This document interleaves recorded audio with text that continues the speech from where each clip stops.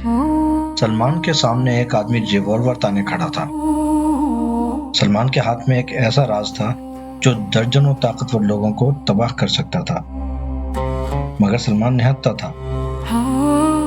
کیا اس ویران صحرا میں جہاں میلوں دور تک کوئی انسان تک موجود نہیں تھا، سلمان کو بچانے کوئی آیا؟ چلیے جانتے ہیں۔ عرب کے شمال میں صحرا اور پتھریلے پہاڑوں کے درمیان ایک چھوٹا سا قصبہ الحجرہ تھا۔ نقشوں میں اس کا نام شاید ہی کسی کو ملتا، مگر وہاں رہنے والوں کے لیے وہی پوری دنیا تھا۔ قصبے کے درمیان ایک پرانی مسجد تھی۔ فجر کی اذان ہوتے ہی دکاندار، چرواہے اور مزدور سب مسجد کی طرف چل پڑتے۔ انہی لوگوں میں ایک عورت بھی تھی، خدیجہ۔ وہ ہر نماز کے بعد مسجد کے دروازے کے قریب کھڑی ہو جاتی اور آنے جانے والوں کو دیکھتی رہتی۔ لوگ سمجھتے کہ وہ پڑوسی عورتوں سے ملنے کے لیے رکی ہے، مگر حقیقت یہ تھی کہ وہ اپنے بیٹے سلمان کا انتظار کرتی تھی۔ سلمان ہمیشہ نماز کے بعد بزرگوں سے مصافحہ کرتا، پھر ماں کو دیکھ کر مسکرا دیتا اور خدیجہ کی صبح مکمل ہو جاتی۔ یہ معمول برسوں تک جاری رہا۔ پھر ایک دن سلمان مسجد سے باہر نہیں نکلا۔ خدیجہ نے انتظار کیا، پھر صحن میں جھانکا، مگر سلمان وہاں نہیں تھا۔ اس نے خود کو تسلی دی کہ شاید طبیعت خراب ہوگی، لیکن اگلے دن بھی وہ نہیں آیا، اور اس کے بعد یہ معمول بنتا چلا گیا۔ وقت کے ساتھ صرف نماز ہی نہیں چھوٹی تھی، سلمان بھی بدل رہا تھا۔ پہلے وہ شام ہوتے ہی گھر آ جاتا تھا، اب اکثر رات گئے لوٹتا، پھر دن بھر کی باتیں ماں کو سناتا تھا۔ اب اس کے جواب چند لفظوں تک محدود تھے۔ خدیجہ پوچھتی کیسا دن گزرا، تو جواب ملتا ٹھیک۔ کچھ پریشانی ہے؟ نہیں۔ خدیجہ نے کبھی زیادہ سوال نہیں کیے، لیکن ایک ماں وہ بھی محسوس کر لیتی ہے جو لفظوں میں نہیں کہا جاتا۔ اسے لگنے لگا کہ سلمان کے گرد کوئی ایسا دائرہ بن رہا ہے جس تک اس کی رسائی کم ہوتی جا رہی ہے۔ چند ماہ پہلے قصبے میں ایک نئی ٹرانسپورٹ کمپنی آئی تھی۔ بڑے بڑے ٹرک، اچھی تنخواہیں اور باہر کے شہروں سے تعلق رکھنے والے لوگ۔ سلمان کو بھی وہاں ملازمت مل گئی۔ شروع میں اس کا کام کاغذات سنبھالنا تھا، پھر اسے لمبے سفر دیے جانے لگے، 3 دن، 5 دن اور کبھی کبھی پورا ہفتہ۔ ایک رات وہ گھر واپس آیا تو پہلے جیسا مطمئن نہیں لگ رہا تھا۔ کھانے کے دوران غیر معمولی حد تک خاموش رہا۔ آخر خدیجہ نے اس کا ہاتھ پکڑ لیا۔ بیٹا کسی مشکل میں ہو؟ سلمان چند لمحے خاموش رہا، پھر بولا، اگر کوئی مشکل ہوئی تو سب سے پہلے آپ کو بتاؤں گا۔ یہ جواب تسلی دینے کے لیے کافی تھا، مگر خدیجہ کو معلوم تھا کہ اس نے سوال کا جواب نہیں دیا۔ کچھ دن بعد جمعے کے خطبے میں امام عبد الرحمن نے کہا، بعض اوقات انسان گناہ سے نہیں، گناہ کے قریب کھڑے ہونے سے تباہ ہوتا ہے۔ یہ جملہ سلمان کے دل میں اتر گیا۔ نماز کے بعد وہ کافی دیر مسجد میں بیٹھا رہا۔ اس رات وہ گھر آیا، وضو کیا اور برسوں بعد عشاء کی نماز ادا کی۔ نماز کے بعد دیر تک جائے نماز پر بیٹھا رہا۔ خدیجہ دروازے سے خاموشی سے اسے دیکھتی رہی۔ اسے محسوس ہو رہا تھا کہ اس کے بیٹے کے اندر کوئی جنگ چل رہی ہے۔ اصل مسئلہ کچھ ہفتے بعد سامنے آیا۔ ایک رات دفتر تقریباً خالی ہو چکا تھا۔ سلمان آخری فائل بند ہی کر رہا تھا کہ باہر آوازیں سنائی دی۔ اس نے کھڑکی سے جھانکا۔ گودام کے پیچھے مینیجر 2 اجنبی آدمیوں سے باتیں کر رہا تھا۔ گفتگو مختصر تھی، مگر ایک جملہ سلمان تک پہنچ گیا، یہ کاغذات چیک پوسٹ پر نہیں دکھانے۔ سلمان نے فوراً نظریں ہٹا لی، مگر واپسی تک وہ جملہ اس کے ذہن میں گونجتا رہا۔ اسی دوران امام عبد الرحمن ایک شام خدیجہ کے گھر آئے۔ عام باتوں کے بعد انہوں نے صرف ایک سوال کیا، سلمان آج کل کم نظر آتا ہے؟ خدیجہ نے جواب دیا، کام میں مصروف ہے۔ امام صاحب نے سر ہلایا۔ جاتے وقت بس اتنا کہا، اگر کبھی وہ پریشان ہو تو اسے بتا دیجئے گا کہ بعض دروازے بند ہونے سے پہلے خبردار نہیں کرتے۔ یہ سن کر خدیجہ بے چین سی ہو گئی۔ دوسری طرف سلمان کی پریشانی بڑھتی جا رہی تھی۔ ایک دن اسے سرحدی شہر کے سفر پر بھیجا گیا۔ سلمان ابھی تک نہیں جانتا تھا کہ چند دن بعد وہ ایک ایسا راز دیکھنے والا ہے جس کے بعد اس کے پاس صرف 2 راستے بچیں گے، یا تو خاموش رہے یا سب کچھ کھو دے۔ روانگی سے پہلے مینیجر نے ایک بند لفافہ اس کے ہاتھ میں تھمایا۔ یہ راستے میں کسی کو نہیں دکھانا۔ اس میں کیا ہے؟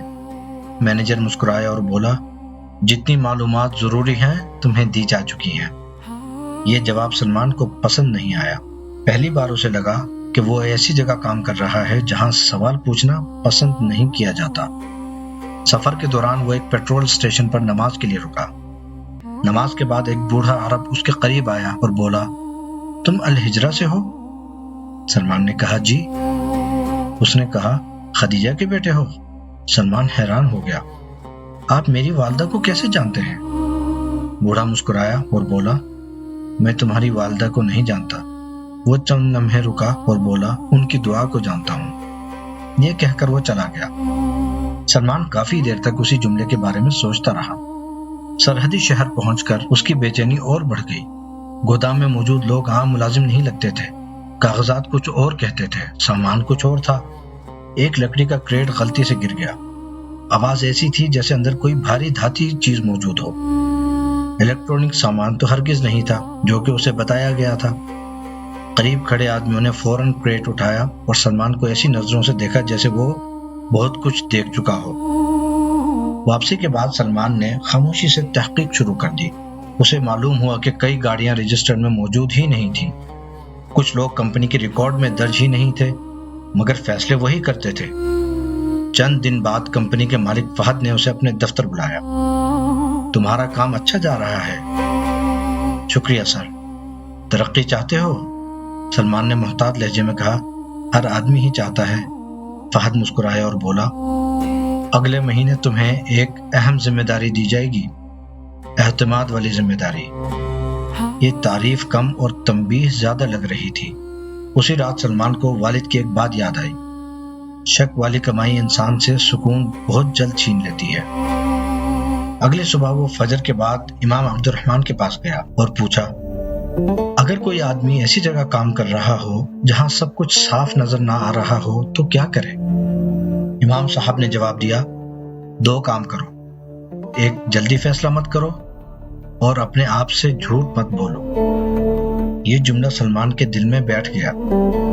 اسی دن اسے خبر ملی کہ اگلا سفر مختلف ہوگا۔ اس بار گاڑی وہ خود چلائے گا۔ سلمان کو اندازہ بھی نہیں تھا کہ یہ سفر اس کی نوکری کا آخری سفر ثابت ہو سکتا ہے، اور شاید اس کی زندگی کا بھی۔ اور ساتھ وہ دو آدمی بھی ہوں گے جن کے نام کسی ریکارڈ میں موجود نہیں تھے۔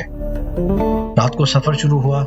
صحرا کی تاریک سڑکیں، خاموش ساتھی اور بڑھتی ہوئی بے چینی۔ پہلے چیک پوائنٹ پر کاغذات دیکھے گئے۔ اہلکار نے چند لمحے دفاوت دیکھا، پھر بغیر سوال کیے جانے دیا، مگر اس کی بدلتی ہوئی نظر سلمان سے چھپی نہیں تھی۔ کچھ فاصلے بعد گاڑی ایک ایسے راستے پر موڑ دی گئی جو عام نقشوں میں موجود نہیں تھا۔ آخر کار وہ ایک سنسان مقام پر پہنچے۔ وہاں کئی گاڑیاں پہلے سے کھڑی تھیں۔ سامان اتارا جا رہا تھا اور پہلی بار سلمان نے صاف دیکھا کہ کاغذات میں درج سامان اور اصل سامان میں زمین و آسمان کا فرق تھا۔ اسی لمحے اسے سمجھ آ گیا کہ وہ صرف مشکوک کاروبار کے قریب نہیں، اس کے اندر ملوث ہو چکا ہے۔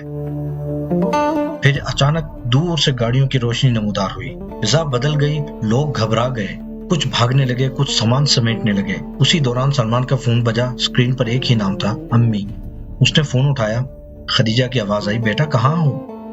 سلمان نے آس پاس دیکھا، اسے کچھ سمجھ نہ آیا، پھر بولا، کام پر ہوں۔ چند لمحے خاموشی رہی، پھر خدیجہ بولی، آج میں نے بیٹے تمہارے لیے بہت دعا کی ہے۔ یہ سادہ سا جملہ سلمان کے دل کو مضبوط کر گیا۔ اچانک دور سے پولیس کی گاڑیوں کے سائرن سنائی دینے لگے۔ ہر طرف افراتفری مچ گئی۔ کسی نے سلمان کو پکڑ کر گاڑی کی طرف دھکیلا اور بولا، جلدی کرو۔ گاڑی صحرا کی طرف دوڑ پڑی۔ رفتار بہت زیادہ تھی۔ کچھ ہی دیر بعد ایک موڑ پر ڈرائیور کا کنٹرول چھوٹ گیا۔ سامنے ریت کا اونچا ٹیلا تھا۔ زوردار ٹکر ہوئی، گاڑی الٹ گئی، ہر طرف ریت، دھواں اور خاموشی پھیل گئی۔ اس وقت سلمان کے پاس صرف چند منٹ تھے۔ ایک فیصلہ، یا تو اسے زندہ گھر پہنچا سکتا تھا یا ہمیشہ کے لیے صحرا کی ریت میں دفن کر سکتا تھا۔ گاڑی الٹنے کے بعد ہر طرف ریت اور دھواں پھیل گیا۔ سلمان نے مشکل سے خود کو باہر نکالا۔ اس کے ماتھے سے خون بہہ رہا تھا۔ دور سائرن کی آوازیں قریب آتی ہوئی محسوس ہو رہی تھی۔ تبھی اس کی نظر ریت میں دبے ایک فولڈر پر پڑی۔ یہ وہی فولڈر تھا جو حادثے کے دوران گاڑی سے باہر آ گرا تھا۔ اس نے اسے کھولا اور چند سیکنڈ کے اندر اس کے چہرے کا رنگ بدل گیا۔ اس میں صرف سامان کی تفصیل نہیں تھی، اس میں پورے نیٹ ورک کے نام تھے چیک پوسٹ کے اہلکار، سرحدی رابطے، خفیہ گودام، بینک اکاؤنٹس اور کمپنی کے اصل مالکان، ہر تفصیل اس میں موجود تھی۔ اب اسے سمجھ آیا کہ فہد صرف ایک مہرہ تھا، اصل کھیل اس سے کہیں بڑا تھا۔